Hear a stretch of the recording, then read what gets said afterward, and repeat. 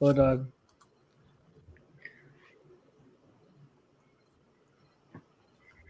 What it do? Oh, sorry. Technical difficulties. What's up, All right, we good. family? Listen, first time listener, or you've been here the whole damn time. Hit that like, hit that subscribe, giddy up, let's go, no notes. That's my baby. That's my baby. We're going at it at 110%. I just want 5 minutes of happiness, please. Just give me 5 minutes. And they scored! They did it! Slap. What the hell was that? Oh, yeah! What the f*** are you talking about? What is up? What it do? It's your boy Pete, OGP, PY, Caddy Corner across from me. We got, guess who's Bizat? It's that boy Jake Friel. Back again. I don't know, he need a whole nother song. But welcome back, Jake. Long hiatus. Yeah. It's Birds of a Feather brought to you only here on A2D Radio, brought to you by Alonzi Travel, specializing in creating the vacation of your dreams at Disney Universal, wherever your heart calls to you. Let the talented team of travel experts create a custom vacation just for you. They can do it on a budget. I know times it's hard. The economy is not where we want it to be, but you can still make something out of it, even if it's for a 2 day, 3 day. Chucks, what's the smallest amount of days you could book a trip for? You can go for 1 night if you wanted to. Hey man, Yeah. Hey, man. Whenever you wanted to, but I would not advise that. If you're going through all the trouble, I would do at least a 3 day, not do a 3 day, 2 night at least. Go through all that trouble just for a 2 day. You're in and you're out. So, hey, although man. I will say for us Disney diehards, I'm not sure if Chrome has ever done this, but a 1 day trip where you Right. literally people have done this before, and I want to do it one day where you literally fly down first flight in the morning, you Right. get there, do the whole day at Disney, and then you fly back red eye. Right. Okay. Might be worth it. It could be. The boss chimes in, Mr. Thomas Arnone. Shout out to Tom, his family. Lift them up in prayers. Well, Yeah, I'll right. keep it at that. But no, fam. So, kickoff question tonight. Whenever we post it, because I really don't remember what it is. It's been a long time. I'll follow it. Eagles pass rush is good enough to master issues in pass coverage, so the front end is good enough to cover the back end. Is that what you're saying? So any of my guys out there who are, booze, man, don't care about the little peach at the back. That's what this kickoff question is. If the front end is good enough, it covers up for the back end shortcomings, or in this case, flat comings. So hashtag flat comings. Hashtag flat comings. But no, in all seriousness, the Eagles pass rush is good enough to master issues in pass coverage in the secondary. Agree or disagree? I'm gonna lead this off. And I'm do it. I'm trying to get a man on first and not get thrown out. Bryce. His fault.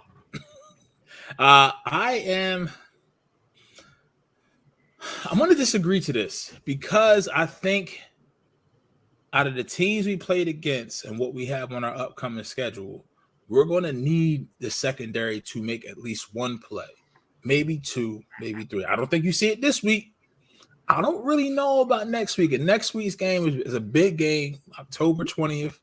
You got Sunday Night Football against the Dolphins. I don't know what the O-line is like, but there was some speedy boys on the other side. Elijah Vera Tucker is Yeah, the 20th is not a Sunday. The what? The 20th is not a Sunday. What it was? So no, what's it? The 22nd? Yeah, the 20th is a Friday. 22nd. I'm sorry. I'm old, man. Leave me alone.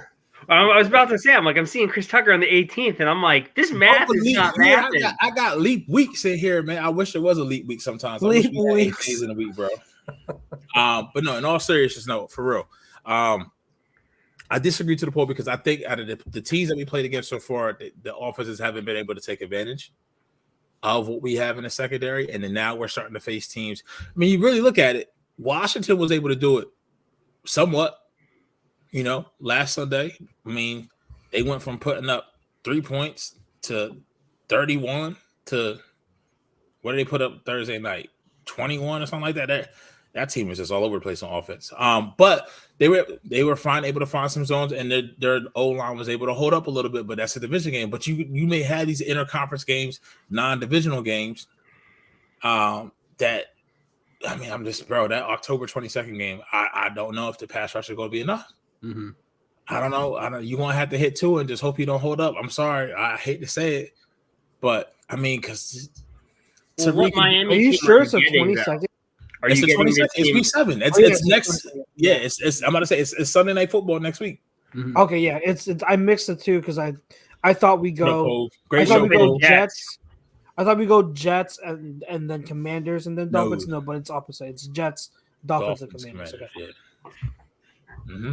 But all right, so I'm on a hot tag, like Pope said, Hockey Happy Hour, great show, open night of hockey. Make sure you check them out every Tuesday. Now starting at 7:30-ish.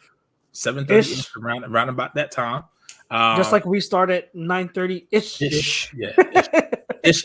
We kind of like start at the same time every week. Sorry. If we're being honest. But so who wants to go next? PY.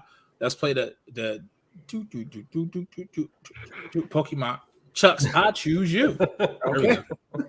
Nobody chooses me right now. I will talk about no one and anything. It's like, I'm sorry. Yes. I will disagree to the poll as well.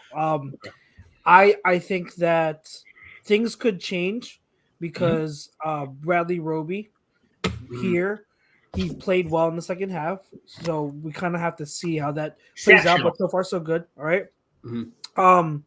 And then there could be a trade. Okay, we could end up trading for another DB.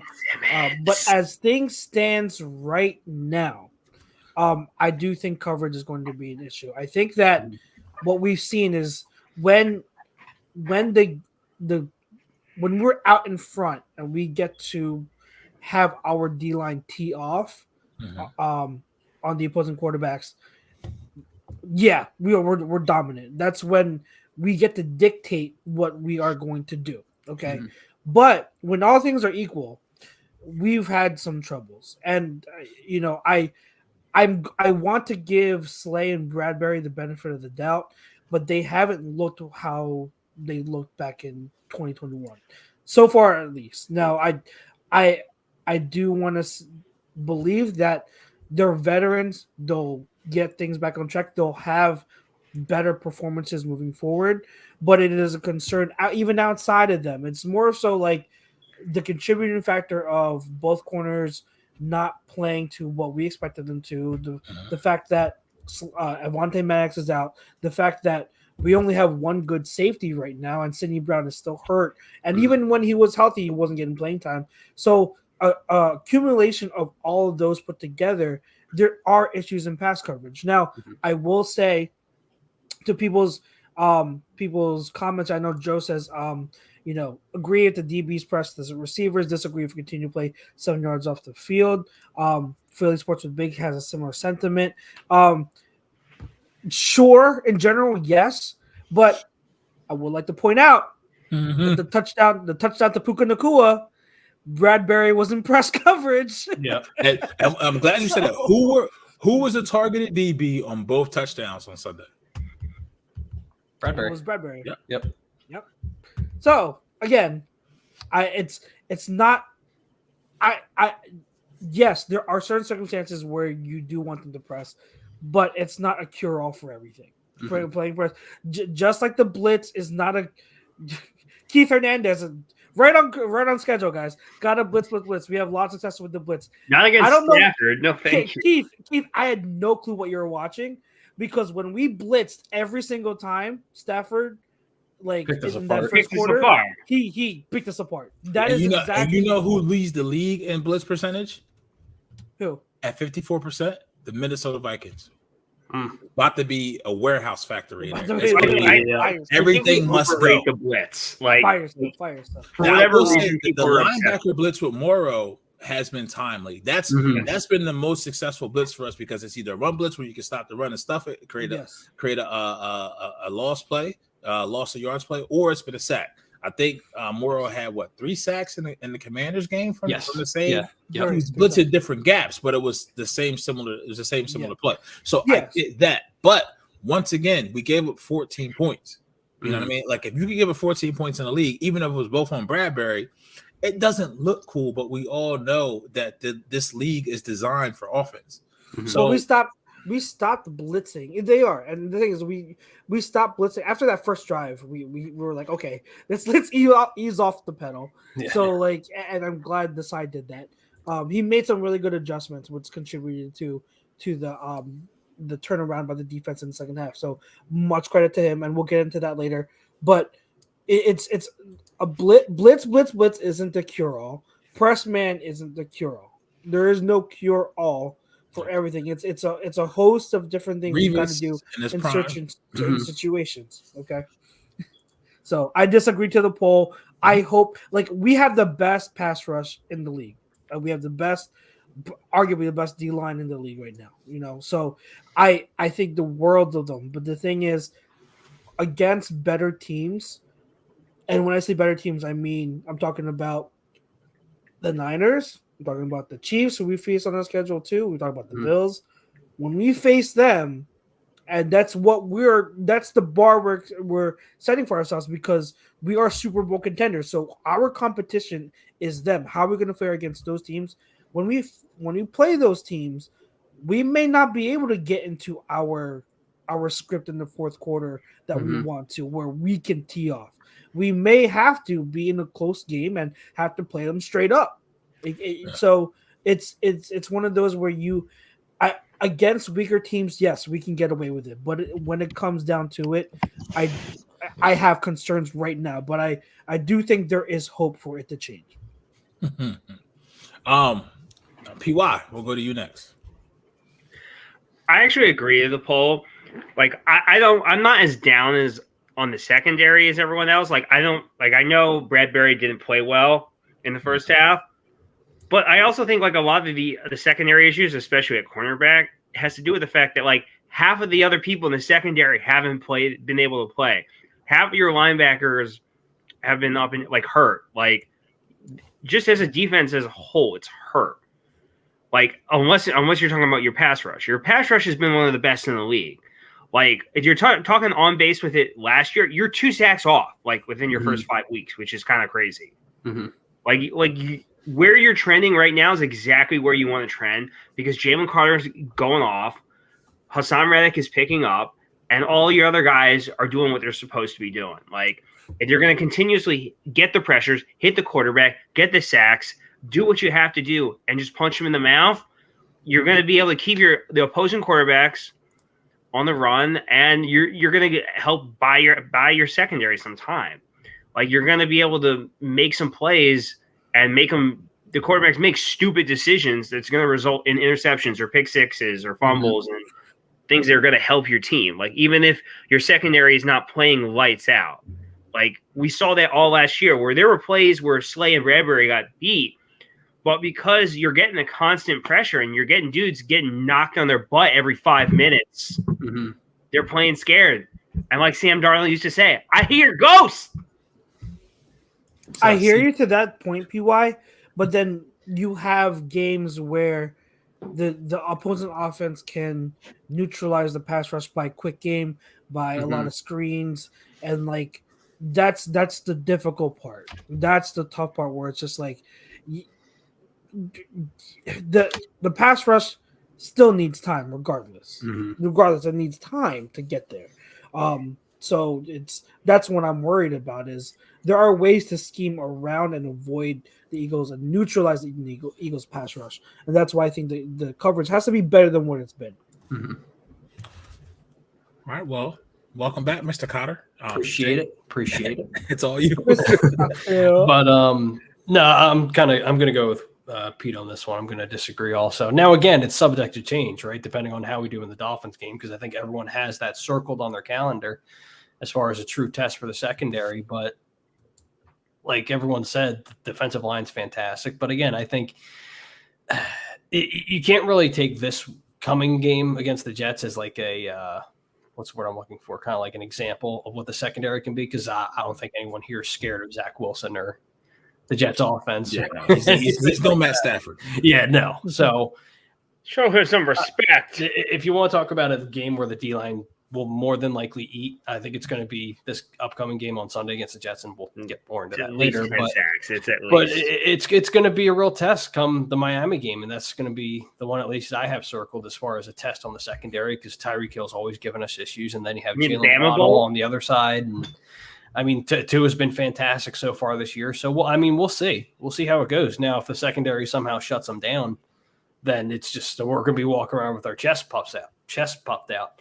But the only reason I say it's kind of like subject to change is because what we saw in the second half against the Rams, because Puka Nacua, Cooper Kupp, Tyler Higbee, you can say what you want about Tyler Higbee, but he's a solid tight end. The fact that you shut them down, it's impressive. So it's a big credit to Sean Desai making adjustments at halftime, unlike some people, Jonathan Gannon. Excuse me. It's just it goes to credit to him and showing that he's willing to make adjustments. And maybe Bradley Roby is kind of like that Patrick Robinson type of signing. I'm not going to anoint him yet because we still have a couple weeks to go. But for the limited snaps that he got, he played well. So I'm going to disagree with the poll. And our biggest test so far this season is going to be Miami not on Sunday, the following Sunday. Yeah. So a couple different things you said, and as I listen to all three of you go, just want to circle back the wagon a little bit. When the part where I think Philly Sports were big, not this comment, but the other comment, when he said Stafford missed several throws in the second half. That's the marriage of where this is how I look at it, right? The concept of the play worked. Yeah. The concept of the play worked, but that's where the pass rush comes in, because it's that little middle second to get the throw off, to get it off target. But the concept of the play worked. Also, there was another one that just said, Martian Lynch said, thank you. Once again, shout out to Joe, Martian, Philly Sports with Big, Angry Bear. We see you guys every week. Love it. Keep it up. Hit that like you already know. Y'all police yourselves in the chat. We trust y'all to do that. That may come back to bite us. What up, Dales? What up, Dales? Great show. Once again, Hockey Happy Hour comes on before us. They set the table up. We knock them down.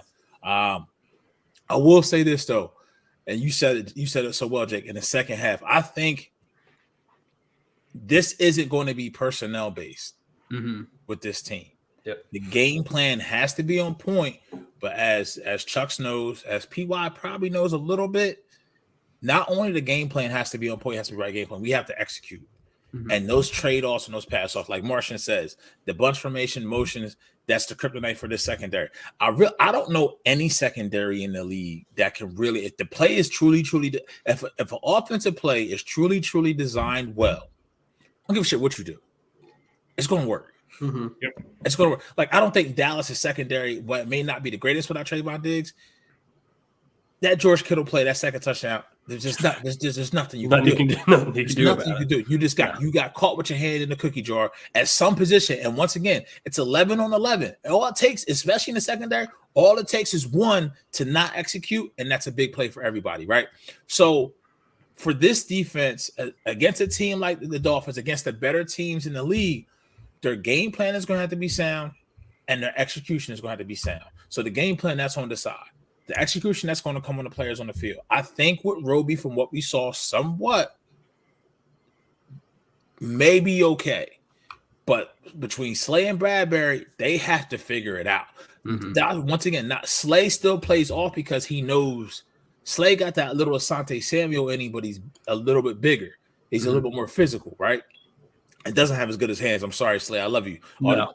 You don't have the same hands as Asante did. Asante's hands are ridiculous. But with Bradbury, he can't play press man against a smaller shiftier corner like Puka, because he's going to get beat. So if we see Bradbury get up, I can see him possibly doing that somewhat on some zone, but man to man, I'm not with that. Unless the safety play is going to be there, and that's just going to put emphasis. But like Chuck said before, we really only have one good safety right now that's playing up to that level, and that's the Great White Hype. So, Puka, Great White Hope, and it's Chalk Dog. Puka is not a small shifty type. He's a big wide receiver.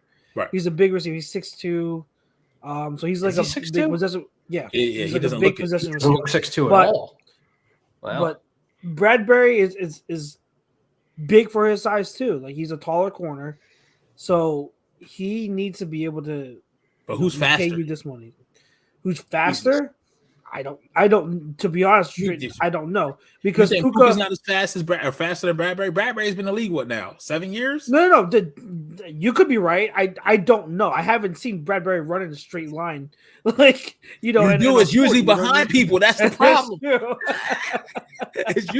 He's usually running after someone where he's supposed to be with them. Mm-hmm.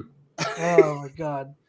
But he's got to make that plays. Like I would expect Bradbury to struggle against the shifty wide receivers because he's a taller corner.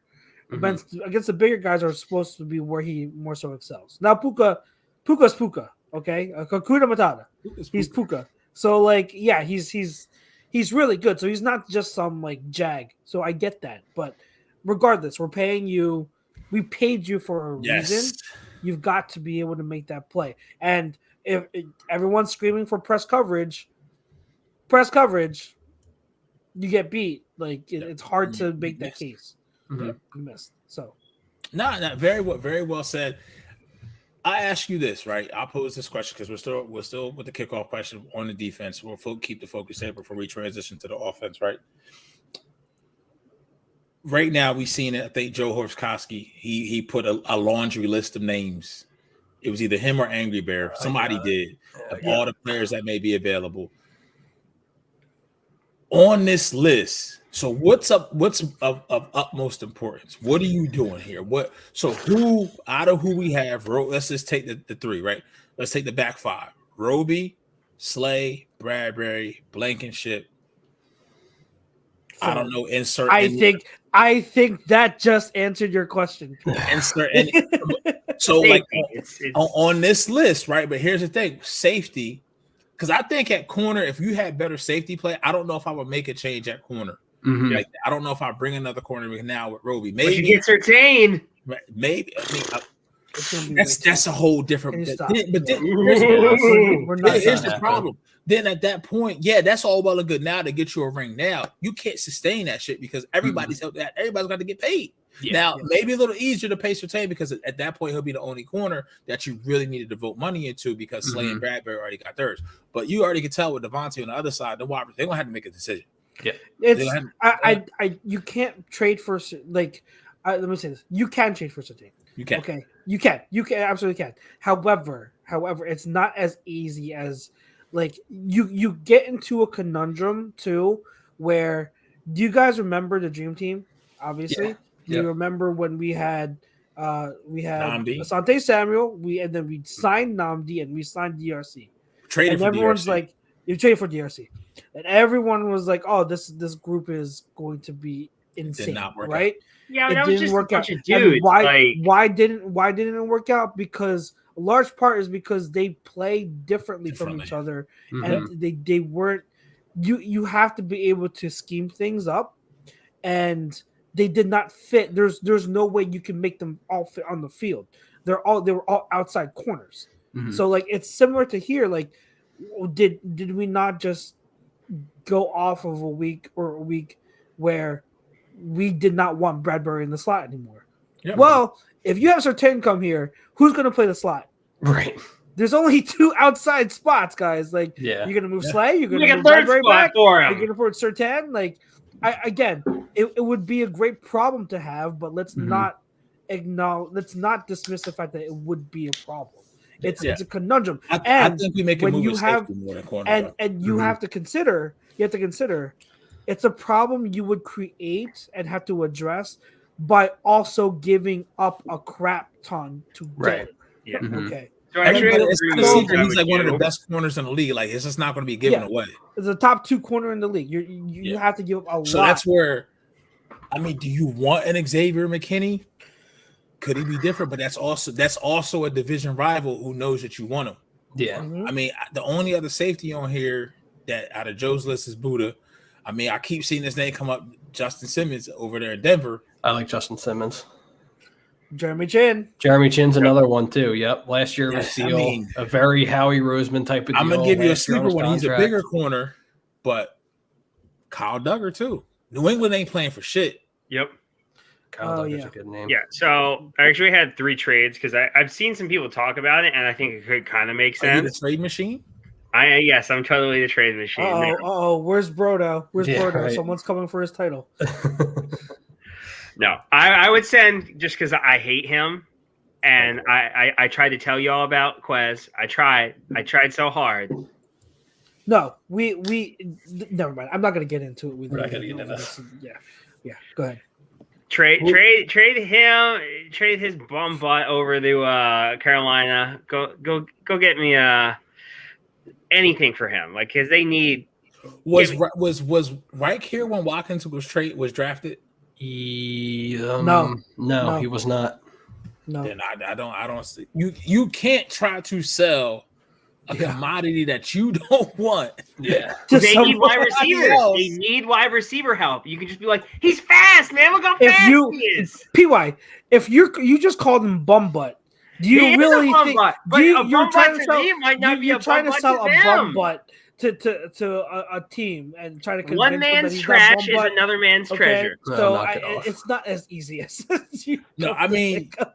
This is where I wish you still had. Well, who's our 6th or 7th lineman or somebody like that? That's where a team like Carolina, Brian Wilson, a flagship. Agree to disagree. What's going on, guys? It's been okay so far, but we haven't really played anyone. I tentatively agree. Mm-hmm. True. So, but maybe Carolina, you could trade them. Maybe a pick. All these trades getting done. It's a lot of activity for players that are getting traded for picks that were of weaker value than what they were drafted at. Mm-hmm. Van Jefferson, if I'm not mistaken, was a day 2 pick. Yes. Yep. So swap out Quez for Chin, man. Let's go. I mean, this isn't this. That's not real. You put that in an actual trade machine. That trade is not going to work. To be fair, like the last few years of NFL trades would all be rejected. I don't think the Tariq Hill like the big ones. I'm talking about the big ones. Like what? Give me an example. Like the Deshaun Watson trade, and like Madden's like, no, that's not happening. No. I think the Tariq one still goes through because that was a lot. Yeah, that was. I don't know what the compensation was for Carolina to get the number 1 overall pick this year. Obviously, they wish in hindsight they didn't do that. It's like a. I know they had to make the trade to get their QB, but then getting their QB, they don't have a receiver for their QB. So the irony being is that they could have they had a QB there that they could have taken. They would have been fine. I mean, I could now if once again, this is what got all this started, right? Outside of this, and then you kind of see a quarter of the way through the season almost. Minnesota's going to be. Everything must go. We said that they should be. Them and Denver. They're a road favorite this week against. I was just looking at my pool. Oh, fuck! Did they play? Who are they playing? Hold on. Here, I can push it up. I got my. They're like a 2-point. They're a 2-point road favorite without Justin Jefferson. They're playing the Bears, if I'm not mistaken. Yep. Oh, go Bears! Yeah, Bears all day. They're so what? Minnesota's right now 1-4. They get to that 1-5. They really have to look. They got it. Here's the biggest thing. Here's what the catalyst is. They have a new GM, head coach, kind of cemented there, but really not. But the writing's on the wall. Kirk's in this last year. You got Justin Jefferson, who you historically Minnesota Vikings have not wanted to pay wide receivers. Hence why Diggs is not still there. Mm-hmm. It's on the wall. Like they can recoup a lot, and they're in a great position. They're almost like. They're hinky-ass Sixers right now. Yeah. Yep. But that's exactly why I would take the Vikings this week. Right. You have a lot, and you can sell, bro. Like we said, 2 firsts for Justin Jefferson. You probably can get a second, maybe a third or a fourth for Kirk Cousins, and just call it, and then you will have your own pick where you can go get a Caleb Williams or a Drake May or somebody like that, right? Why don't we just send them to the Jets? I mean, they would, but still, they can send them after we play them. But it is Kirk. But it's one of those things where defensively, I don't know what moves the Eagles can make, and this is why Howie is the evil genius. That's why you see it on Jake's non-camera avatar. He has Javi with the red eyes. I think he has the red eyes right now. He has 10 picks.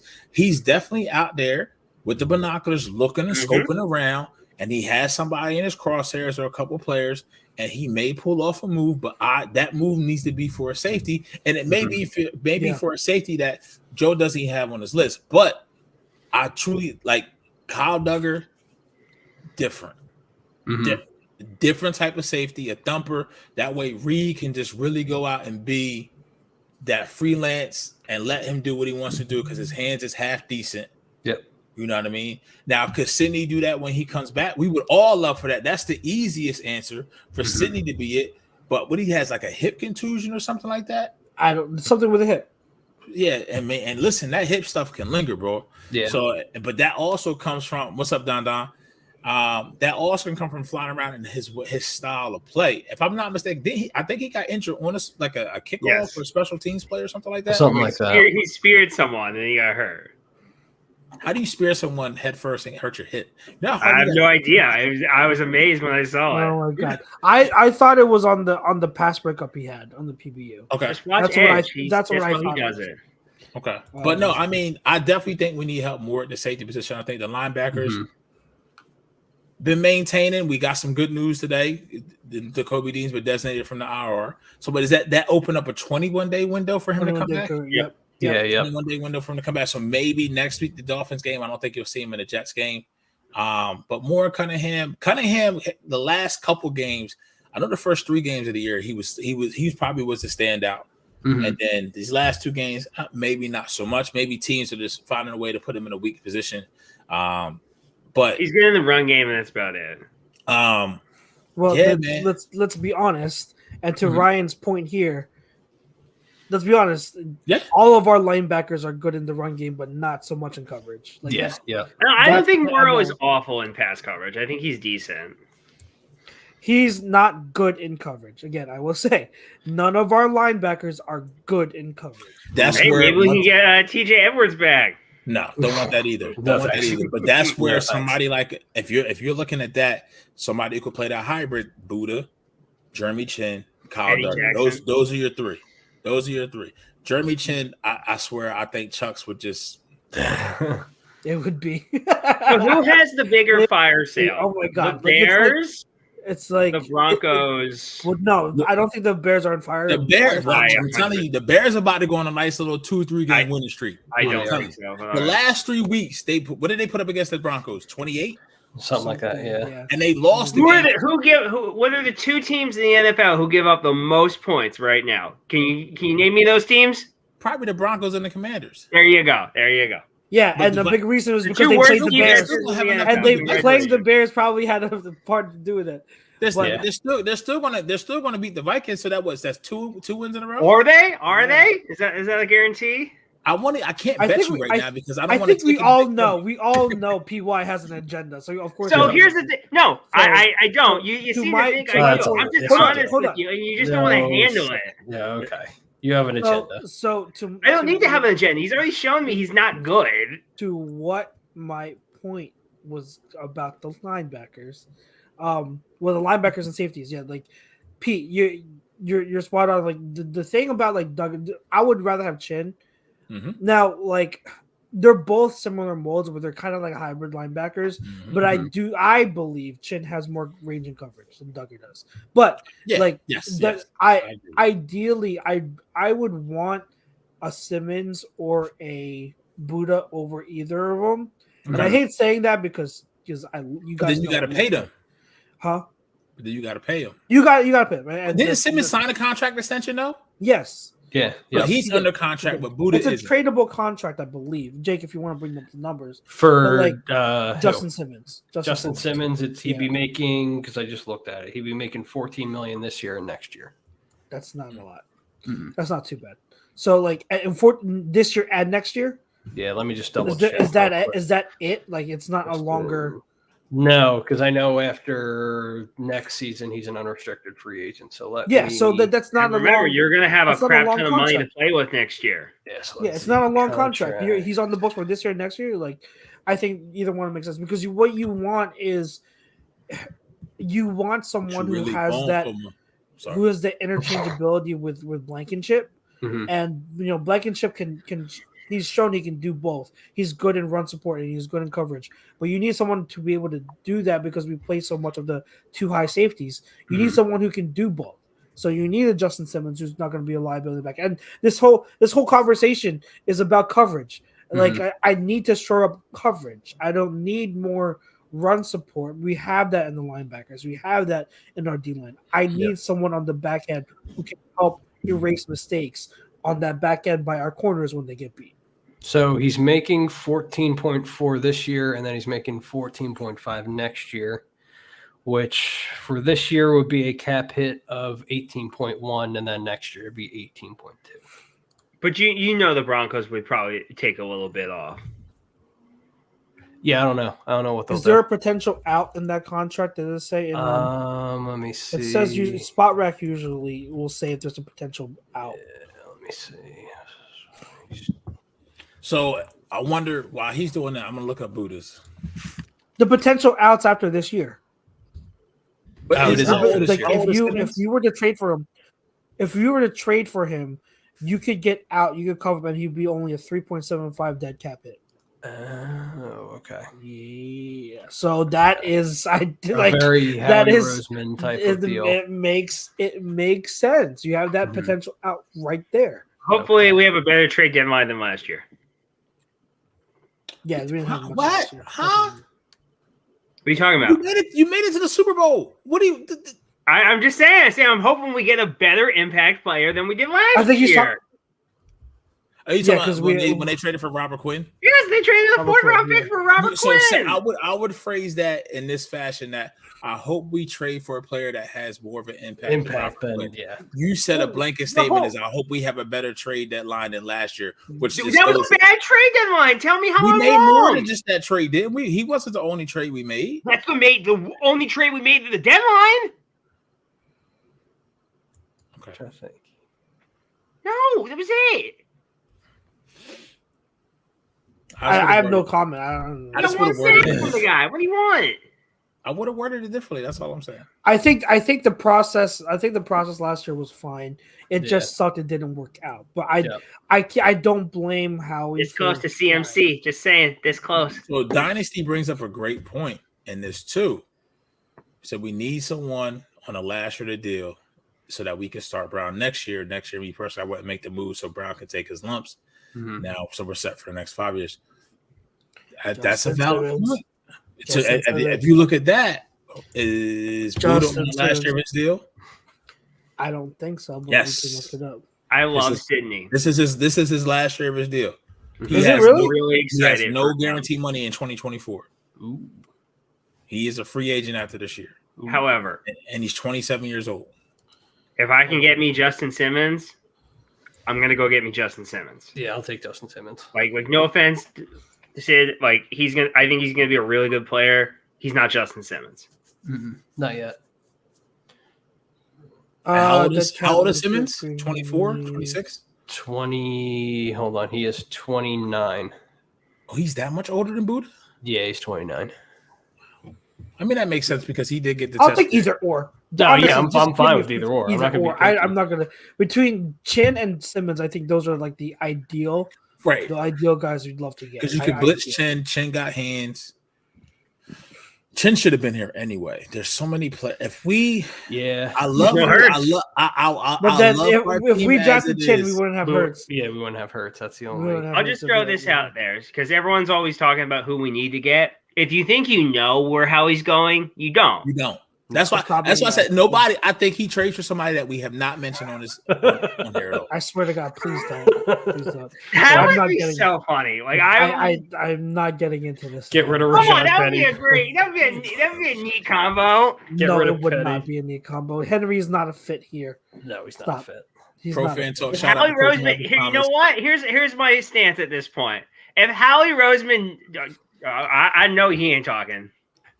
He said we're splitting hair. You can't out-talk an actual NFL player, PY. I mean, you can out-talk, but sensibly. I mean, have you listened to the words that come out of my mouth? I can out-talk anyone. We know. That's why I rephrased what I said. Unlike you. God. Pete, I think we have some bills to pay. Yes, I was just about to bring it up. Yeah.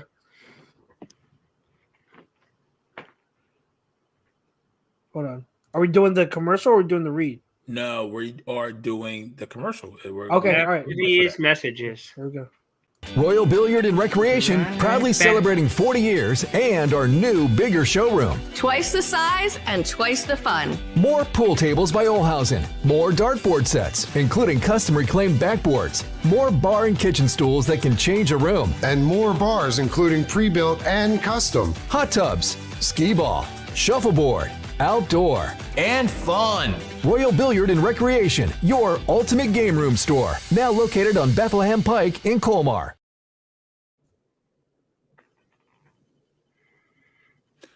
Royal Billiard. In our family, food is our daily bond. My nonna, affectionately called Mama by many, found solace and joy in the kitchen, sharing her love through delicious creations. She turned her culinary passion into a flourishing business alongside her husband and sons in 1983. Celebrating 40 years is a testament to our exceptional team, friends, family, and beloved customers. With gratitude, we look forward to the future, expanding our brand to share the highest quality Italian food and wine nationwide. Our heartfelt thanks to everyone who has played a part in our story. Grazie mille.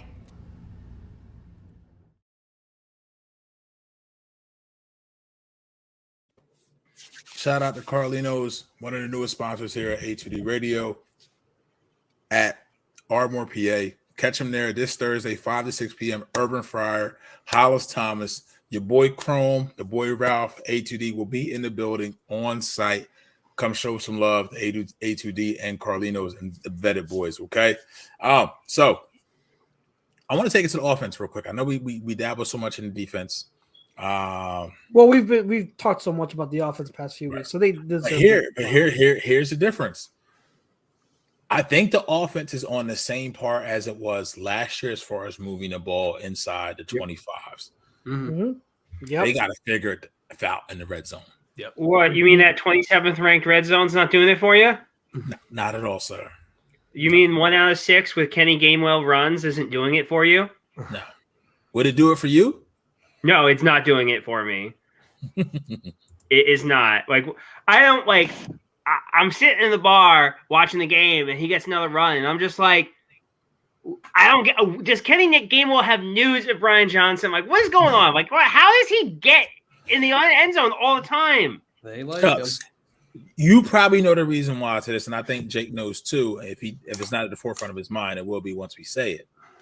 Why is Gainwell in there on red zone plays? From non-running back, I think you're not running, but this for the running back is going to touch the ball. Pass protection. Yep. I mean, I guess it's a good thing. That's why you have the best offensive line in football, I guess. It's different because you get so it's 5 offensive linemen. You send 6. Who's responsible for that 6th? You want Swift to do it and then get Jalen killed, or do you want Gainwell to do it and have someone protection? I'm not saying they shouldn't make a move, but I'm explaining to you why Gainwell's in there. Now, when he touches the ball and he's ineffective, that's completely asinine. If it's a running play in the red zone, then you should have Swift in there. But here's I'm fine. Exactly. If that's what he's there for, to pass block, I'm cool with it. Right. But to have a play that's distinctly designed for a Gainwell run is asinine, especially after DeAndre Swift like breaks one off for a 20-yard run. You get into the red zone, and you're just like, no, we're not doing that. Everything. Once you get in the red zone, everything gets like a 2XL shirt on me, bitch. It shrink. If you start pulling crap like you're the coach from Varsity Blues, where you're not getting him in the end zone, like I don't want to hear this crap. Like, well, no, I hear, but see, that's why I said I'm specifying Gainwell in there in the red zone when it comes to pass plays, and he's in there for pass pro all day. But if it's a design run or something like that, then I think there are better options. And dare I say, Chucks is not going to be happy about this. But what was just said, the last 2 comments in the chat, if you can get him for cheap, I'm with it. If you get me Swift and you get me Henry, you give me Swiftery, whatever you want to call them, mash them up now. There's no better. Put your arms down. God. You look like Gumby when you do that. I love Gumby. That's awesome. I do too. course you do. Not when he does this and the red lips and all that. You keep this up, I'm going to fire you a second time. Guys, but here's the problem, and I will say this But a million times. I said it a million times before. I'll say it a million times more. Henry does not make sense here, guys. Like, because we don't play under center. I'm just Howie Roseman says he fits. He fits. That's all I need to know. Whatever Howie Roseman tells me, I'm okay with it. When we were last year, did we have issues in the red zone? Yes or no? No. No. So why didn't we have issues in the red zone? And exactly, did we have Henry last year? No. So it's I'm not asking about, you, what is the answer? You giving me the problem. What is the answer? Brian Johnson is the problem. He's got to figure it out. Stop running Gainwell in the red zone. There you go. Gainwell wasn't horrible in the red zone running last year. Again, it's about Brian Johnson. It's not about, and like, because I see Martian's comment about Henry Kerr's red zone runs. No, he actually wouldn't for us. And Profet Marcus, it goes back to me wanting Sermon back. I don't know what to tell you. Sermon, I wanted Sermon instead of Penny, and look what Penny has given us, nothing. Anyway, so I get. He doesn't get hurt. I really think he makes. How did Penny get hurt with no touches? That's what I don't understand. I think he had COVID. I think he had COVID. No, he didn't. Oh my god. Anyways, but to my point, the red zone stuff. It's not just Brian Johnson. It's a whole bunch of stuff. I think. Was it Kevin? I follow him. Ted Wynn from The Athletic. I follow him on Twitter. He's a great follow, by the way. A huge excellent on those guys. He was talking about. He showed a clip of one of our red zone plays, and AJ at the top is just not running the route. Like he's screaming. It screams, "I'm not getting the ball." Language. Yeah, it's like it's not just Brian Johnson. It's a whole bunch of execution issues in the red zone. But it starts with Brian Johnson. There's no, when you're in the red zone, and I know you guys all know this, but when you're in the red zone, everything gets tighter. Pause. Yep. Gets tighter, and so you have to really generate space, and it's quick decisions, right? And if you're going to run a run play, and have it part of your sequence in the red zone, there has to be reason behind it. There has to be a flow, because you get one series, right? Like if we're talking about like below the 10, right? You get 4 downs and that's it. Well, 3 tries, and during those 3 tries, there has to be a sequence of flow to it to make sense of one complementing the other or the other to set each other up. There's none of that right now for Brian Johnson. Now, we've seen him improve from week 1 to now in every. So I am giving him that's more time. To you, but all that shit you was talking before we went live. Just saying. PY. No, but like we've given him time and he's shown to improve. I honestly believe he will figure it out. But that's what it is. It's not about Derrick Henry because Derrick Henry, I'm telling you guys, it's not going to solve. Derrick Henry is not going to solve it. Like Eddie George himself could be back there. It could be Jim Brown. It could be Earl Campbell. It doesn't matter. It's not going to solve the red zone problems because we don't run after. But none of those things will upset you other than Derrick Henry, and that's kind of the option I want to go with. The only thing I would say is I wish in the red zone, I think we need more motion to create space to see what so Jalen can dictate what the offense is doing. And also what killed us in the Super Bowl. Those little Z routes, those little rub routes, we don't run that. Return motion and stuff like that. Yeah. Not the return motion, but also like the rub routes, we don't run that. No, like, we don't run that anymore. That left when Doug Peterson left. Yeah. Like so the first I think it was the first touchdown against this Sunday. When they ran and like Bradbury, it's so hard for a DB to play that because you have to guess and you have to commit right off the stat, even if it ain't coming your way, because that's the only way you're gonna knock that down. That's the only way you're gonna defend that, or somewhat crowded to make the quarterback throw it in the spot that he doesn't want to throw it to. to make it a tougher throw. Maybe you could play it once it contacts the receiver's hands. We don't have that. I haven't seen the creativity from our offense within the red zone when it comes to motion. And that's even looking at the all 22 tape, right? So this isn't just watching what the live camera feed gives you during the game. This is going back and rewatching all 22. I don't say it. Now, I think what's more disturbing is, and it's really not so much, and I don't have the numbers here. Maybe PY may have done it because the red zone is 25 yards and in. I don't think 25 yards and in, I don't think is as bad, but it's somehow, some way when we get into like that inside that 15, 10, 5-yard window, it's just a problem. We operate like if we're in that 20, you know what I mean? So yeah. Dynasty brings up a good point. It's more so like if we were inside the 5, it wouldn't be as much an issue because we can run it. But it's when we're out, like you said, that 5 to 15 area. Yep. Because things are still condensed, but you can't. So Shane, you can't run the short yardage.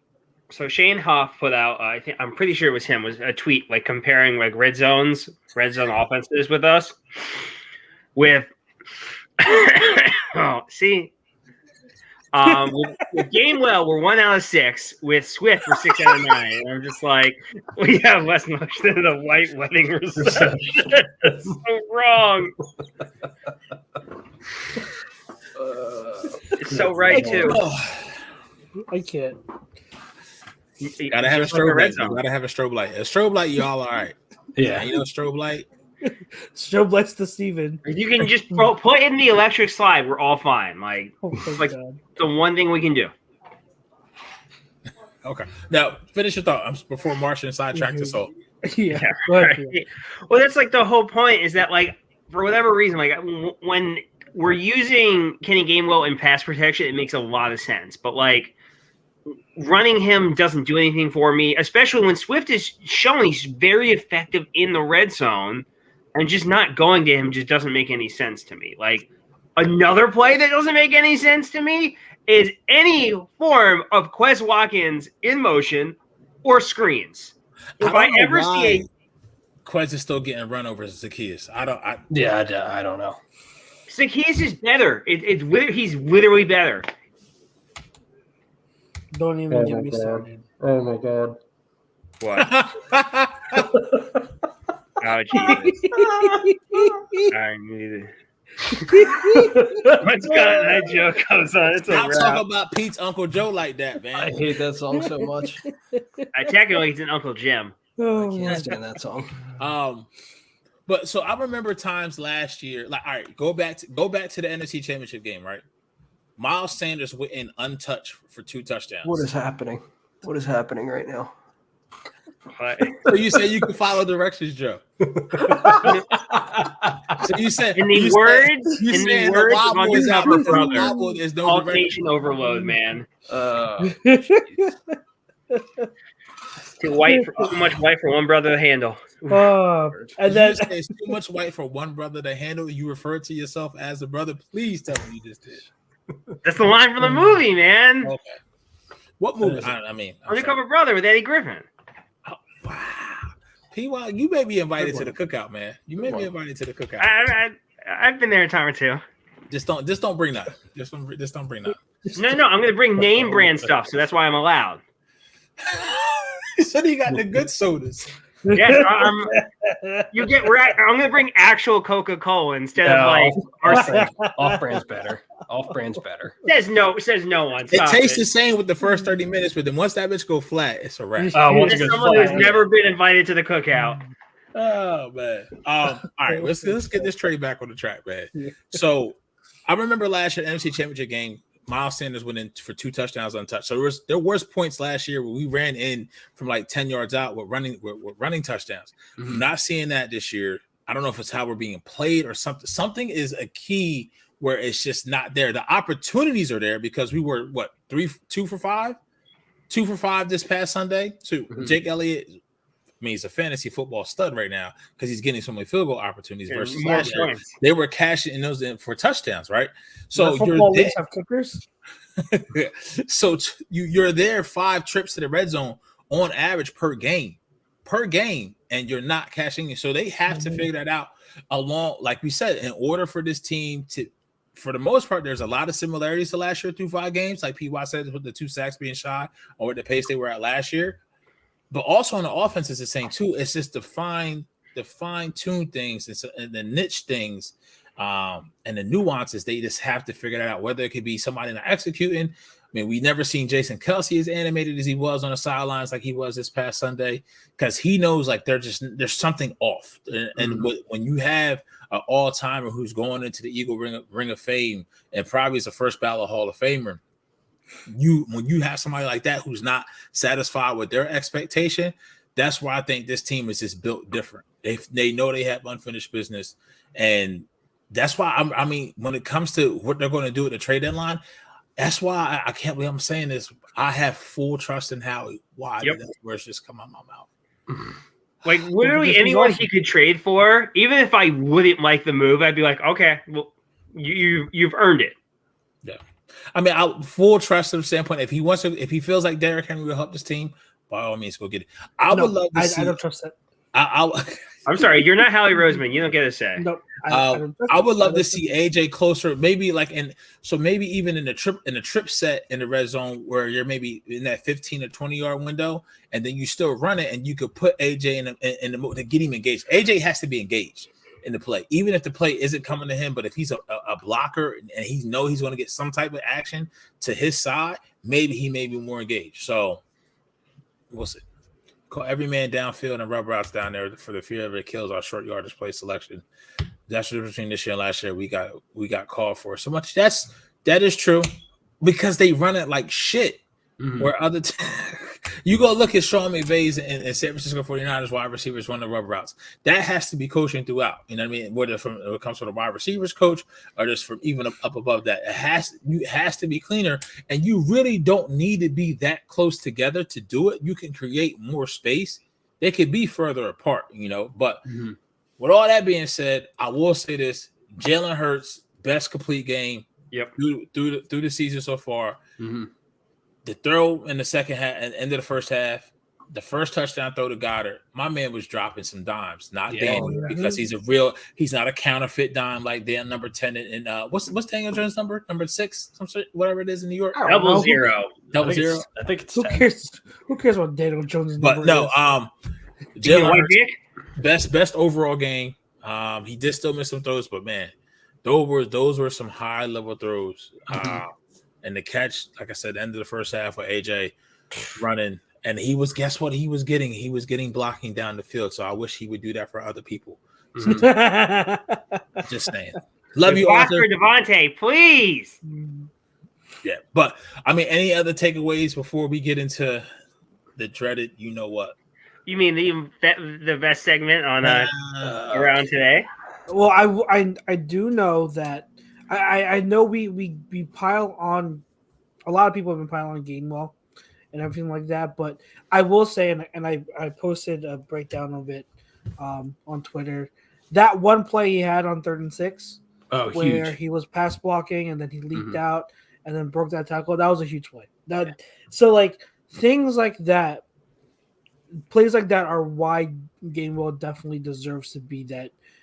He deserves a role. Like he needs to be on the field at times. And I think that Sirianni said it in the press conference that he is a little bit worried about the workload that Swift is on. Having too much of a workload for Swift considering his injury history, which is absolutely fair. And that's why, like, I don't mind Gainwell getting touches here and looks here. He deserves to be on the field. There are just certain situations where I do think that Swift should be in there more. Like, I don't think I think for the 2-minute drill, if you know you are going to be passing the ball yard and you need, I think it's tough because, like, to what you guys were saying before, like when you're in the red zone and you don't want Swift. You don't want design runs to go to Gainwell. They should be going to Swift, right? And if you want Gainwell to be in there for pass protection, that's fine. However, if you start to do that, you're giving a tell to the defense. Like, you can't be all that. You have to keep the defense honest and say, hey, we're still going to run Gainwell sometimes here in the red zone, and we're still going to pass protect with Swift here while we're in the red zone. The same thing applies to like the 2-minute drill. So like I'm not saying Gainwell shouldn't be in for 2-minute drills all the time, but I think there are certain situations where Swift should get some run when it's like late in the second quarter, late in the fourth quarter. Like if you're only putting Gainwell in there in those situations, I think you're limiting yourself with Swift, because like we've seen Swift now 2 weeks in a row in the pass game, right? As a receiver, how much he does so well as a receiver out of the backfield. Like he just makes stuff happen. Like a dump off can turn from 3 yards to a first down quickly. So I think there has to be a balance between all of that. So I just think that I want to see more. Everyone's talking about, red zone, and that's fine, but it's also about late game situations. And so like, I think it's about balance. That's all I'm saying. It's about balance. It's so funny because I was so against Gainwell being the lead guy that I was dubbed by some people that I'm a Gainwell hater. And now here I am, I'm week 6 and I'm saying, no, Gainwell deserves a spot. Like the Gainwell, you got to give him his touches. So like everyone wants to see Swift more, but a big reason why he left Detroit, why they got rid of him in Detroit, is because of his injury issues. Yep. And you can't put too much on him.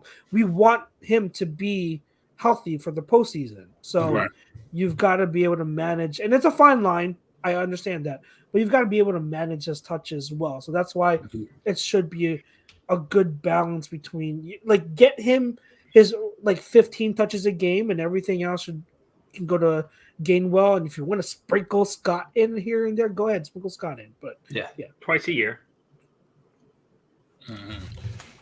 Pro Fan Talk has a great comment. Once again, Marcus Thomas, catch him Thursday, 7:00 right here on A2D. So should be in on the goal line, period. He's the auto hot route. Yes, he is. Yes, he is. I mean, but once again, I don't know if it's just things that they go through as far as just packages and they have in the sub packages, but more detail has to go in whatever they're doing in the red zone. Yeah, I mean, like, you don't even have to give him a touch; just have him be out there as a decoy, just so defenses have to be aware of where he is. And then also, if you take him in the backfield, but we just line him up at receiver if you feel comfortable. Well, I would say start him in the backfield and motion him out to receiver, and see if anybody goes with him. Because if nobody goes with him, okay, I don't care what the play is called. If nobody's going with him, and you're on the 5-yard line, throwing it right to him. Throwing it right to him. Yeah, and this is a foot race at that point, and I like our chances. Yeah, so do I. You know what I mean? So they got to figure it out within the red zone. Vermonte Williams says Jalen Carter, Jalen, but we'll let it slide. And B is going to be the crazy going against it. Just I think the whole D line, going against the Jets. Him and the sign are going to get multi sacks. But I will also say this is probably the biggest test for our offensive line as well. Between Quentin Williams, Jermaine Johnson, like they got some. Those D line's good. Yeah, they got some in it, but it's really going to be like Zach Wilson isn't Matt Stafford, and you can't run the ball on this defense. So I mean, Breece Hall's not going to pop a 72-yard touchdown. Now, could they be susceptible to the screen? But it's also Nathaniel Hackett coming off that emotional win against his old team for the whole squad. The Jets acted like they just won the Super Bowl. Probably shot this load too early. So sorry. But yeah, so it is now time. Done. I'm not even gonna say anything. Just do what y'all do, man. Alrighty, here we go. Time for the best segment in sports. Everyone's been waiting for. I'm sure everyone has. He hasn't. Oh boy. Okay. Let's put PY on top so everybody can see who's responsible for the shenanigans. You should not want to be tied to it, Chucks. Trust me. I mean, technically, all of last week's shenanigans were Jake's fault. How are they my fault? You were a member of the board. I don't know. I know that. Probably it was why you got fired. That's why you got fired for your shenanigans. Oh my god! He said Finally, you lost your board seat. Exactly. Your board seat that you didn't even want. And he lost. I think he lost his muscles too. Probably. PY, what's the topic of conversation? Doing QBs again. QBs. Top QBs. Hold on, what did I phrase it as last week? Impressed PY the most in week 6. I don't know what to tell you. How many times are we going to hear that tonight? I don't know what to tell you, man. What's the over? Speaking of, how are we looking on the shirts? I don't know. What you just want? I don't make shirts. Font? What? You just want simple, basic fonts, nothing fancy. Just I mean, we can make it fun, whatever. Okay. All right. Something's I in the works. feel as if everyone needs to wear them during the PY5. Just I can't. Oh my god! But I can't. Are we going from the top down or bottom up? Bottom up, as always. As always. As always. Bottoms up. So I'm proud of this person. He has finally made it into the most exclusive group. Oh no. Oh no. Jalen Hurts. Clap it up, baby. Number 5. Number 5, man. Oh, good lord. Hard work. He put in the work this week. Jake's drinking it like it's hard liquor. It's not going to save you. It's not going to help you. No, It's not going to make it better. I know it's not. Number 4. Goat man doing goat man things. Patty Mahomes. Okay. I mean, Kermit the Frog coming out strong. He had more yards. He had more yards than Patrick Mahomes, but okay. Okay. This is a very random list. But this is random. This is really random so far. Okay, where we go? Where else are we going? This is going to make Jake very happy because I thought he was dead and buried. I thought it was done. Oh, So Cool is back with a vengeance. At number 3. Okay. Joey Burrow. Yes. The disrespect. Okay. I put him on the list. What do you want me to tell you, man? I just don't. I don't know what you want from me. Can't help yourself. You can't. Go ahead. Help yourself. You know. I'm a little shocked he was on here, but Jared freaking Goff. Okay. All right. Squeeze me. Time out. 20 seconds. How are you shocked that somebody's on the list that you made? Yeah. I was amazed that the board put him on there. I was a little shocked. How does that happen? I was a little shocked. Verbatim. I am shocked. He's just sitting on the list. You made the list. He's just sitting on his couch. J-A-R-E-D. Oh my God! He's doing it with a Ouija board. F Jared Goff. Who's number 2 on the list? Spelling out Jared. Look at this two-face. Look at this two-face Don. The whole time he's oh God, I thought they canceled that segment. Now that his quarterback is number 2, he's finally a list that makes sense. I'm shocked as well. So, before we get to number 1,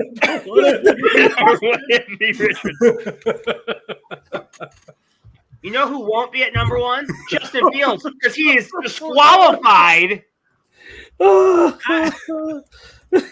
the second straight week in a while. We'll see if we can make it back next week. We'll figure out what happens with him. Make it back. He was never on. Exactly. How was he disqualified? He's disqualified. Why is he disqualified? It's a dictatorship. I don't know what to tell you. It's a dictatorship for PY. Oh my God. Oh my God. Travel schedule, many factors. Oh my God. Oh my God.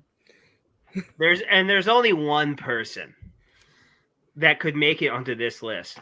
A lovable, kind, caring person with great parents who also sell really great hot tubs. You didn't know this. Oh, no. It's time. It's the Brock Purdy time. Purdy. I can't do it, man. I forgot about the hot tub thing. It's the summer he turned Purdy. Why are you selling hot tubs in Arizona? That just seems so contradictory to me in the first place. It's fucking outside anyway. Once again, his How weird is he family gonna doing whatever business? he does. That is a Man, good point. maybe hot tub sales are a big commodity in Arizona. It's a lot. That's a lot of bacteria building up in a hot tub. Ooh, that's gross. Look, maybe the only thing to do in Arizona is get in the hot tub. Like the only thing to do in Buffalo is make babies. I don't know. Per Jordan Matthews. Hold up, wait. This I almost want to. So let me get this straight. You put Brock Purdy as number one, a team that's 3,000 miles away, but your own quarterback, who probably played a better game in his team, would not have won the game yet without his performance, is number 5. I don't know what to tell you, man. I guess 5 does not always that's love what you. the board came to. I wish they could have got a little higher, but that interception knocked him down a little bit. Martian, I feel the same exact way. I feel the same exact snuck in way. like 2 or 3, but the interception. I feel like you were doing something else when the Eagles were playing. You weren't tuned into the game, and you had no choice but to watch Sunday Night Football every waking second. And I want to see if with Jalen, if he has a performance like this against Dallas, where he's at on the list. I just want to know. I mean, if he has a performance like this against Dallas, he might be number 1. We're gonna look up these numbers. Go ahead. I already have, and let's be honest, guys. Like Patrick Mahomes shouldn't be on this list. Whoa! He did not play a great game. He should not be on this list. Let's call it out, and be real here. It's just Patrick Mahomes shouldn't be on this list. Justin Fields should be on this list. Justin Fields, he had disqualified. 282 yards, 4 touchdowns, and 0 interceptions. Disqualified. 4 touchdown passes, 0 interceptions. Mm-hmm. Rob Purdy had 252 yards and 4 touchdowns in the NFL. What was Justin Fields' passer rating on Thursday, Chucks? If I'm not mistaken, wasn't it perfect? Justin Fields, his passer rating was 125.3. It's not perfect. Listen, Don. I don't like to toot my own horn. Chuck says I should be screaming from the window tops, the rooftops. Window tops. What the fuck is a window top, Peter? You guys rubbing off on you. Window top. You know what the rooftops. But bro, I tried to tell y'all. Baby Kittle, boy. He's really good. Baby Kittle. He's disqualified. I don't know what to tell you. We all want to know. See, Marshall, when you asked that question to PY about his list, you already know what he's going to tell you. PY, why is he disqualified? What are you going to tell Marshall? This is against the worst defense. It's stat padding.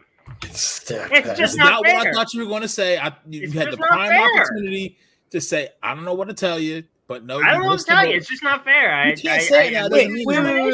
Wait. It's against the worst defense. Jared Goff played the Panthers. And he's at number 2.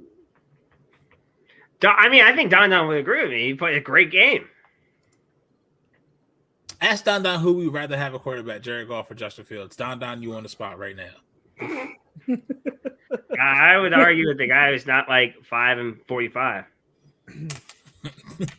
This is where PY loses everything, because like he can have his his victory and everything when Justin Fields does bad, but when Justin Fields for 2 weeks in a row has played well, he's had a chance to give him his flowers but refuses to. So don't ever come on and say, sure, I'll give him his flowers. You can have a cactus. I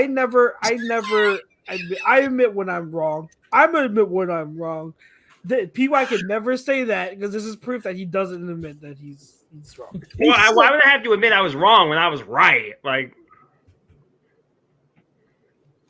we just said what Justin Fields' stats were in the past. Oh my God, he had a solid game. Congratulations, Justin. Way to go. Year 3, man.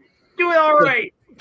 If Don was the executive of A2D, the radio, responsible for all air talent contracts, he went from canceling PY, say this is your last show. Amazing list. He giving him a raise. He just gave PY a promotion.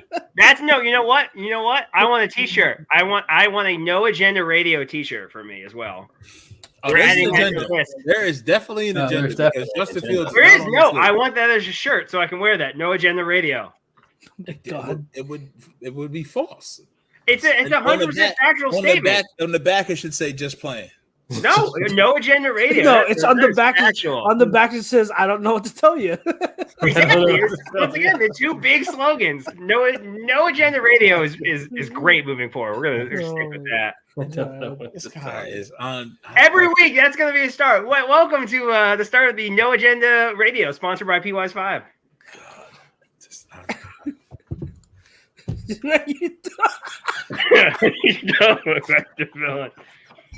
Technically, I look like the villain from the Batman. I can't unsee it now. Can we pull this up and share this? Can we? My name's PY. Welcome to Al's Toy Barn.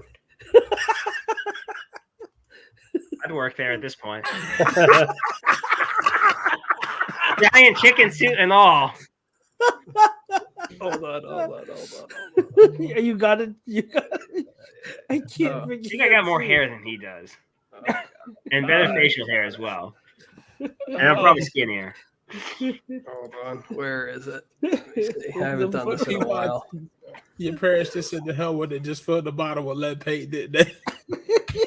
My mother did smoke with me as a baby. That helps. Oh my god. Here it is. I can't.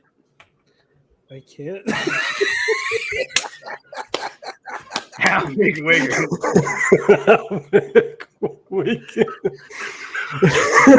I never knew what his last name was, so at the very least I know what Al's name is. I literally just found that out 2 seconds ago myself.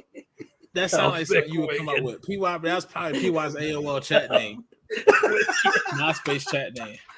Technically, it was Clark 000. Oh, Big Wiggins. Oh, good Lord. Yeah, the hell hair on the side of the right of the forehead. Oh my god. This is definitely one of the pictures. This is definitely one of the pictures on it's PY's PY in profile. 25 years. Oh my god. Hey, that's mean. Pocket shirt and all. They got the little taco meat out. Well, good news for you. Well, good news like for you, pockets? PY. You can get into full character because Toys R Us is coming back, so you can really go hang out with Jeffrey.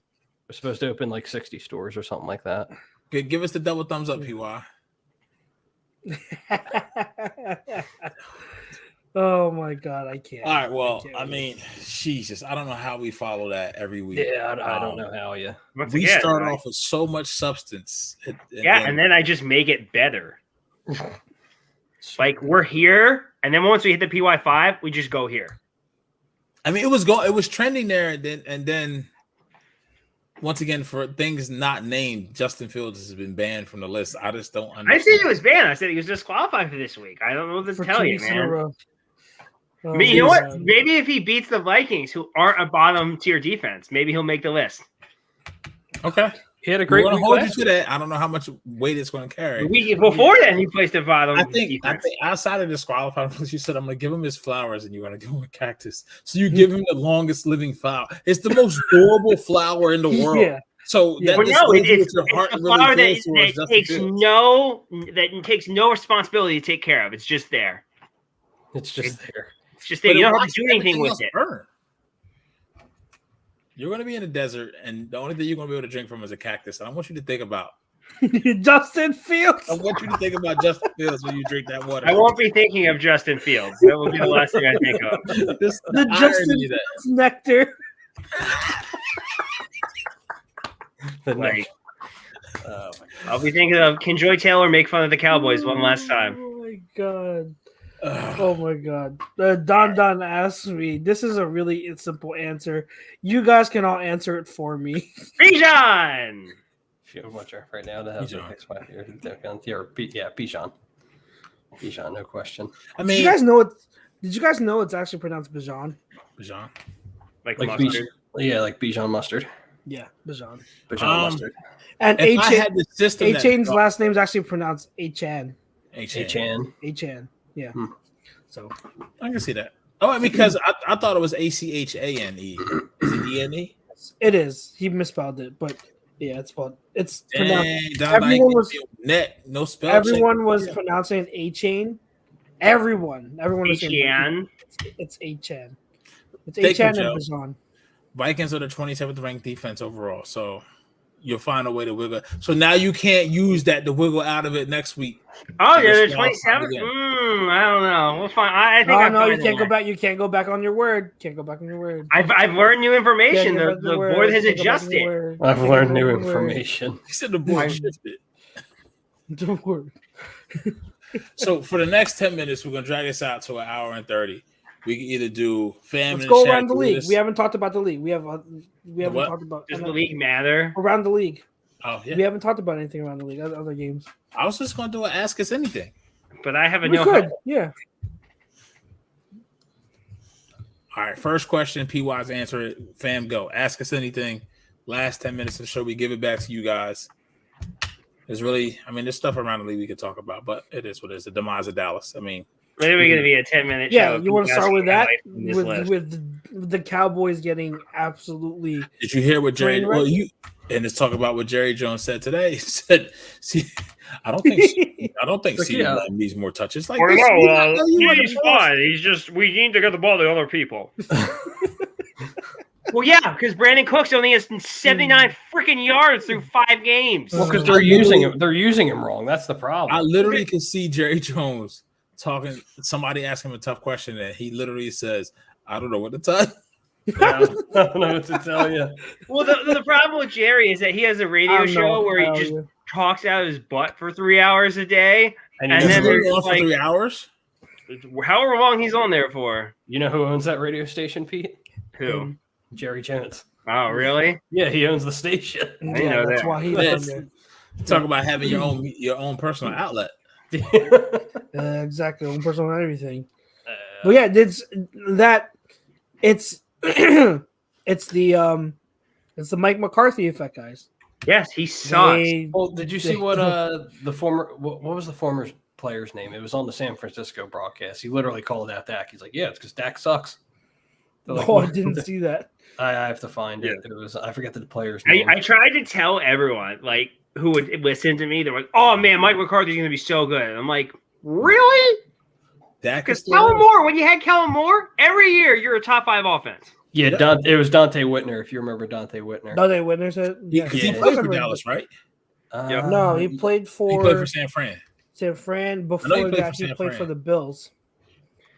Yeah, he's like throw it out there that McCarthy, the second he took over, he's like, "Well, we're going to run the ball. We're not going to do what we were doing before. We're going to run that ball." You're not running the ball very well. No. Tell me Pollard ain't looking so hot. Yeah, he's like Dak Prescott sucks, period. And wow. I tried telling people, Tony Pollard, really explosive back, but he ain't a lead guy. He needs someone there with him. Nope. He needs someone there with him, and they're struggling. So, that was very, very, very entertaining to see. Although I know that Pete, you were saying that you weren't enjoying it as much because you hate the Niners too.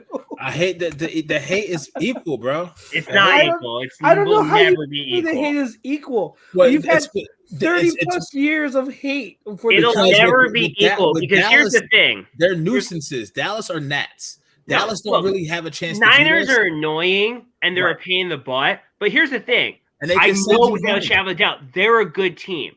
Like they've had consistency since 2010 of going to NFC Championship games, going to Super Bowls. They can say that.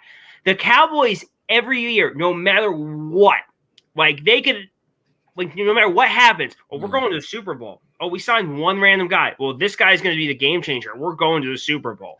Okay, and then they don't go to the Super Bowl, and every year it's oh man, I don't know what happened. You know what happened. But I counter that with this, and this is what it comes down to: is I don't believe that they can beat us. And I got these fucking Niners fans that come out of the woodwork like roaches when the lights go off, saying, "Oh, he was our number 3. He was our 3rd string quarterback." Listen, you stupid son of a bitches. What quarterback is left from the fucking team that you had last year? He ain't your 3rd string, bitch. He was your 1st string, and John Lynch and Kyle Shanahan knew it. So it is what it is. Yeah. Right?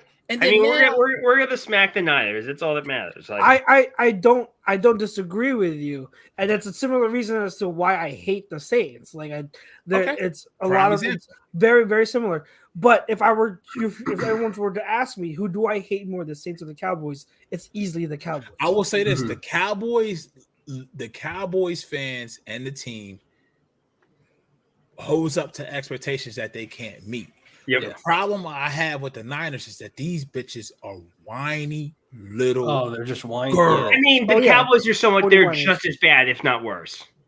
I don't know what circles you dabble in, Cactus Man, but I don't.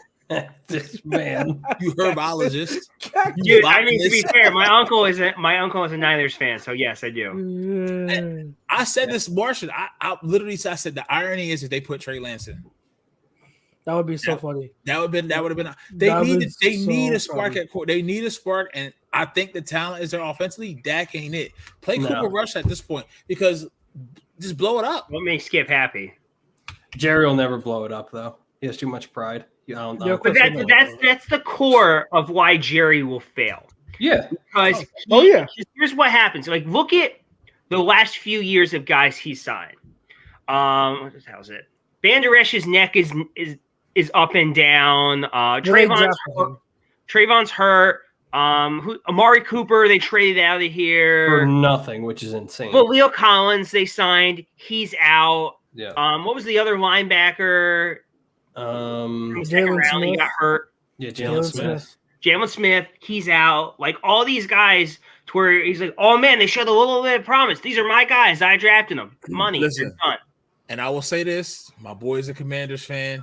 Can't stand him. We can't talk to each other. I tell him all the time when the Commanders fan come pull up to his house. He's like, "Bitch, I will shoot you." I love you to death. But yo, he's been saying this. He's been saying this consistently. Micah got exposed again. Yeah, he did. When you go at him and make him make a decision, he's nowhere. This is the thing with Dallas, and this is the go to Don's question. This is the answer to Don's question too. Where he said, "What do we think about the Niners being unbeatable?" The Niners are going to feel like that when teams play into what they do. Yep. You haven't had 5 games. You haven't had to see the Niners make any adjustments. And what Dallas had to do, even the game that they lost before, when you take that aggressiveness and you use it against them, different story. Like the reason why Dre Greenlaw, Fred Warner's just freaking. He's Earl Thomas. Oh, he's insane. He's just a cheat code. Yeah, but like so good. You can attack and attack and attack when you know you got the team reeling. Mm-hmm. When you can sit there, you could take that hit in the mouth and keep going. It's a different pause. Peter, whoa, wait a minute. I just caught my own self when I said that. But when you get punched in the face and you can keep going and I can't even sound like it's so this pause thing is crazy. And you eat it, pause. And you fight back, right? There's no way I can get out of this now. I'm in it. Just keep going. Like, all right, Seattle. You think Seattle ain't got them on there? And this is the thing. Me and Chucks, we talked about this. We were talking about it in chat. Brock Purdy, he hit almost on every throw. He was very, very efficient, enough to make PY's 5 list over Jalen Hurts. But we seen him in the other games against Arizona. It was only a couple plays away from losing that game. Mm-hmm. He was not as sharp, and there was pressure there. Once again, Dallas's pressure, blitz. If they're not getting there, if Dan Quinn's number 1 game isn't working, he doesn't know how to adjust. Right. I don't know how San Francisco just keeps finding these defensive coordinators that have been head coaches and it's been great. Mm-hmm. they went from Saleh to Miko. Now they got Steve Wilkes. Come on, bro. Like, you giving these dudes a defensive mastermind a full deck to play with. You know what I mean? And then once again, I still say the weakness is somewhat the corners, but it's not a linebacker. I don't think their D line is what it's cracked up to be. As far as if you take, I don't think Armstead is to that same level. No. Hargrave and Bosa, it's a lot of names, but they haven't. I looked at their schedule. I mean, until they play Cincinnati, bro, like there's no doubt about it. They should win because I think this week they got. Is it the Seahawks this week? Hold on. No, Dallas. No, they just went Dallas. So that's my point. Steve Wilkes should generally still be the head coach of the Panthers. He did nothing to lose that job. That's what I'm saying. Like they just keep that. It's like Kyle calls up like, "Yeah, I need you to run my defense." You got full autonomy, okay? And it's like it's the easiest sell in the world. Yeah. Yep. It's the easiest sell in the world. So they got all the tools, they got all the talent. But once again, I if you line us up with their best and our best, I don't think they can beat us. I mean, you could call me a homer, whatever it is. I don't think I don't think they are as deep as we are. They're not. You're one injury away from their top end talent. I mean, once again, you can sit here and say Nick Bosa. Is Nick Bosa really that much better than Hassan Reddick? No. He's better. He's better. But he's better. But is it that much better? I'd say he's a tier above. Okay. Yeah, I'd say he's a tier above. So you take that as you want in terms of how much better. I say he's a tier above. And then here. Listen, Niners fans. I hope y'all watching. I hope we can do hashtag San Fran somewhere and get this on. Y'all do not have a Jalen Carter. I don't care what you say. No. Well, that's not true. They got Javon Hargraves. See, listen, love you, Hargraves. Peace. You ain't him. Yeah, Carter's better. It's not even. They're the same stat. They got the same numbers right now. By the time week 12, week 13, whatever that week is, Carter's better. They gonna find out. Yeah. And then what you do, you take that double team and then Fletcher be 100% again. And then Jalen Carter's already getting doubled. He's already getting doubled. Dude, he's the reason Reddick's getting 1-on-1. Yeah, yeah, he's the reason. You've got Fletcher Cox, you got Brandon Graham, you've got Hassan Reddick, you've got Josh Sweat. Who is the one getting doubled on the line? It's Jalen freaking Carter. Out of all of them, of them, it's Jalen Carter. And then on top of that, you hear the fact that what he said about with the Rams, he said, shout out to the Eagles fans because they had to go to a silent count, use hand signals. That's how I got my sacks. So you mean tell me this big son bitch, strong as all get out, fast as all get out, and you paying attention? You paying attention to hand signals? Yeah. Like bro. He's insane. Like, bro. He's insane. And they don't have that. And then, I mean, Christian McCaffrey, all right, another cheat code. I get it. I don't think they use George Kittle enough at this point. You know what I mean? I definitely think they don't. So now they start getting him rolling. It's going to be difficult. But you're playing them here. I'm not going to say any team is unbeatable because all it takes is an injury. It takes a game plan. And this takes a team to take another team lightly. I definitely think I'll go on record right now. I think they split with the Seahawks. The Seahawks want that ass bad. The Seahawks want that ass bad. The Seahawks, not only division rival, but they know they always play each other tight. They know they have the Seahawks don't have the all-around talent, but their top-tier talent can go toe-to-toe with the Niners' top-tier talent. And now on top of that, you give them Devin. You give them Witherspoon. Don't forget that. Yep. Yeah, that's one where like maybe the Seahawks don't win the division. But I hope they do. That was our prediction. Maybe they don't win the division, but you absolutely can see the Seahawks giving them fits. And if they play each other in the playoffs, don't rule out the Seahawks against the Niners. Like they are going to be a tough out for the Niners.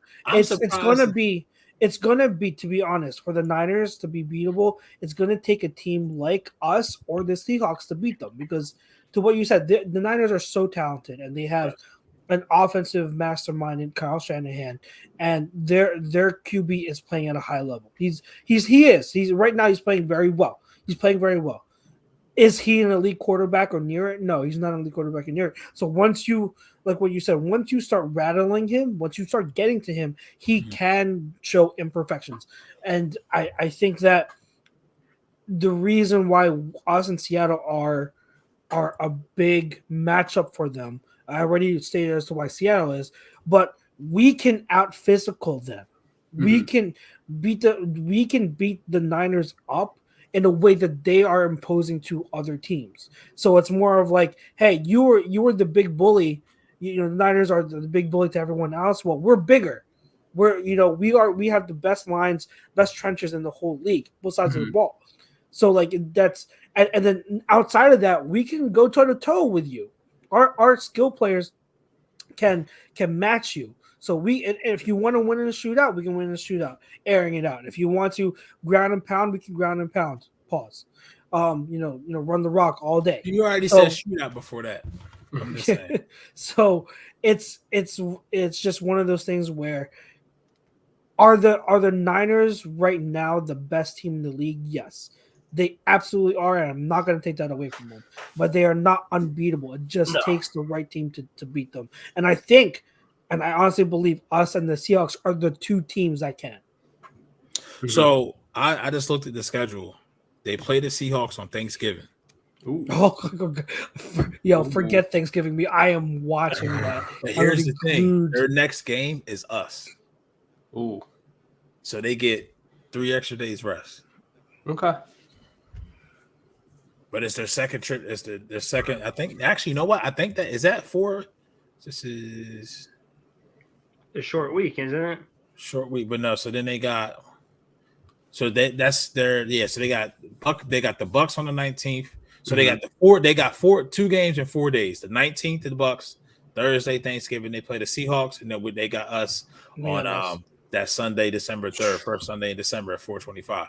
But they got a tough one this week too. I mean, no, I don't know. But defensive wise, this is probably going to be the best unit that they faced all year when they go against the Browns. Mm-hmm. Oh yeah, defensive wise, yeah. You got Myles. They haven't seen any pass rusher like Myles Garrett all year. No, that's going to be a battle. Myles Garrett versus Trent Williams. Mm-hmm. And then just being able to see what Deshaun can do if he plays. I think he has is his shoulder. Yeah, if I'm not mistaken. Yeah, so they don't know if he's I think is it his non-throwing shoulder or is it his throwing shoulder? Is it similar to what Derek Carr has going on? I don't remember what shoulder it was. Yeah, I'm not sure. All right, so switching to no huddle, we gave Dallas and 49ers all of our around the league talk. I think somebody asked us if we prefer McDonald's or Taco Bell. Taco Bell. Yeah, Taco Bell, please. Taco Bell. McDonald's. Now, if this was any other country besides the United States and the ingredients were very quality, I would go McDonald's because I've heard McDonald's like. Oh yeah! Oh my God! International McDonald's. Oh my God! Yeah, like it's like. I wish I can't eat Taco Bell, so McDonald's. Can't eat Taco Bell. Do you think our defense can stop the tush push? Well, I will say this: no other team that has tried to do it, lineman gets as low as ours. Yeah. They almost create.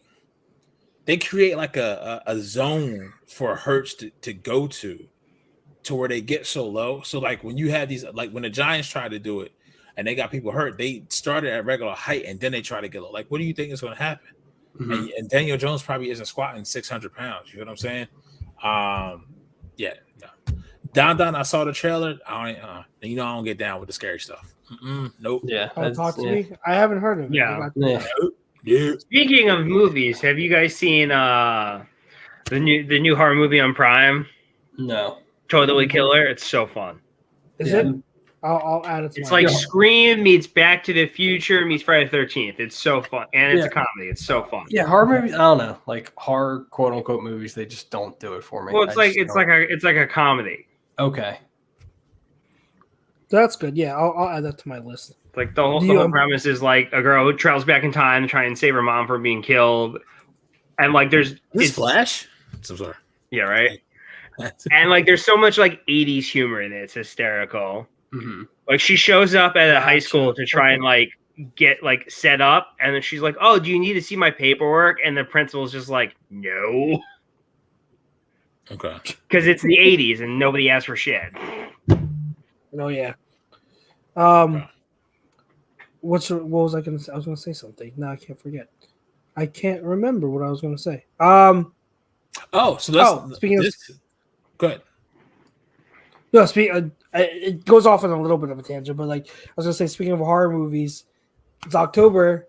Who's down for haunted houses? Oh my God! I'm knocking the bitch out. They touch me. Bro. That's me too. If someone even tries to scare me, my hands are going up immediately. So I don't like tight spaces and all those. Oh my God! You guys are no fun.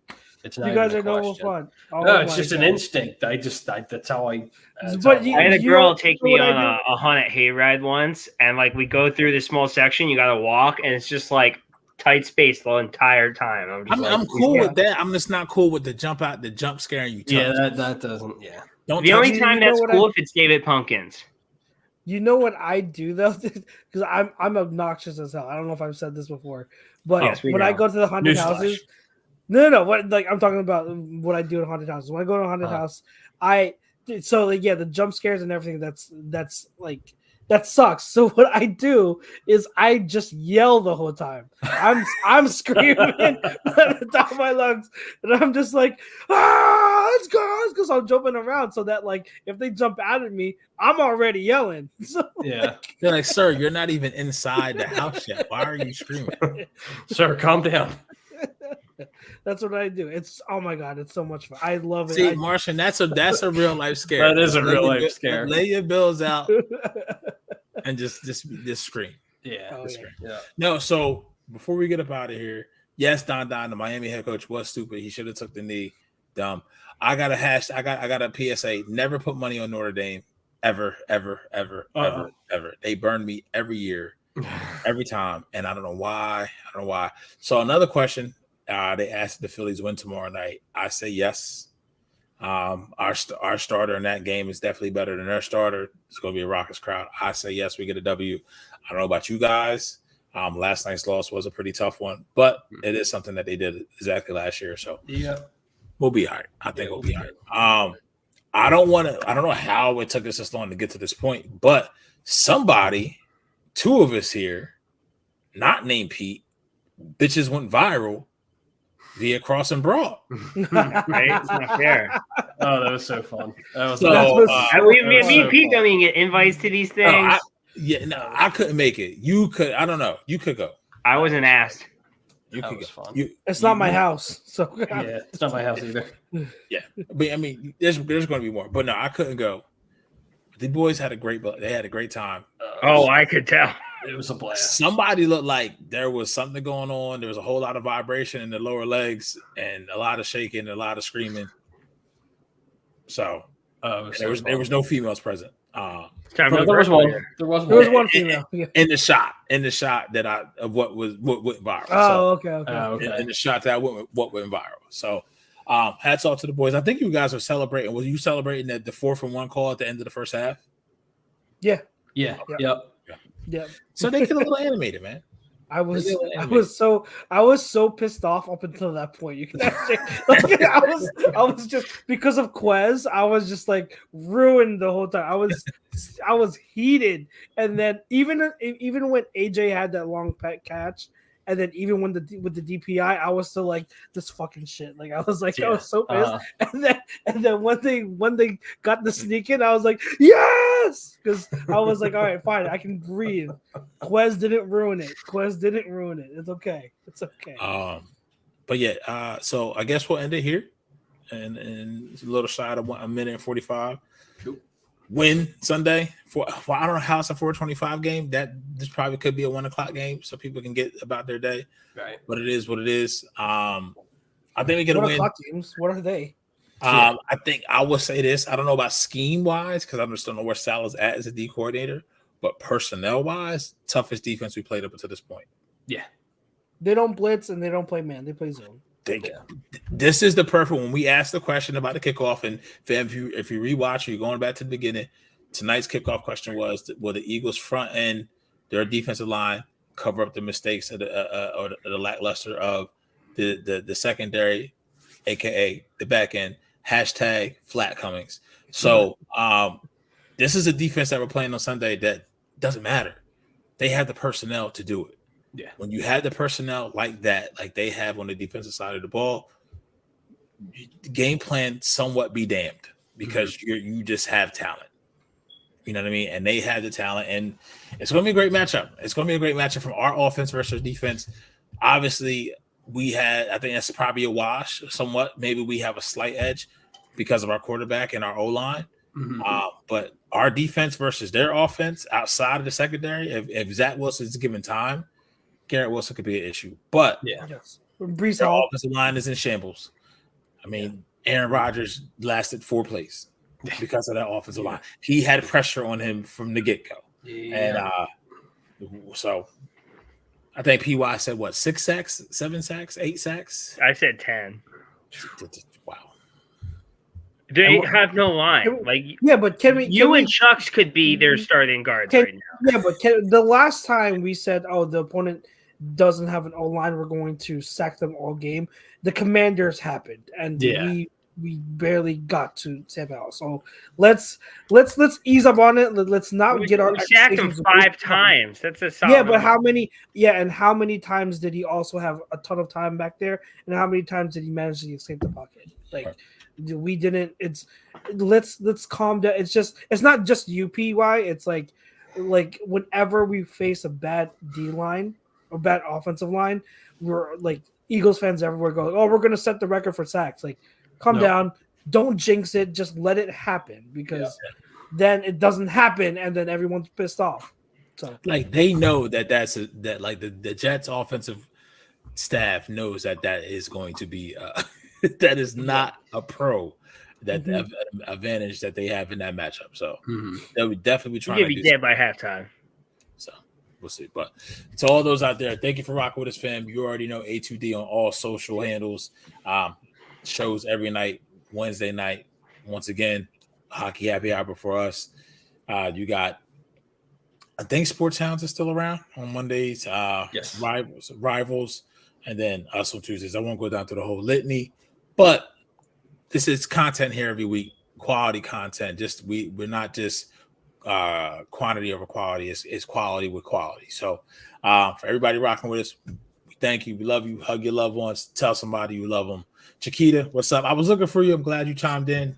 Thank you. Catch us on the rewatch everywhere. Google Podcasts, Spotify, Apple Podcasts, whatever other podcast platforms that you could digest your audio media. Check us out, man. Hit that like, hit that subscribe, feed the algo. We love you guys. Peace.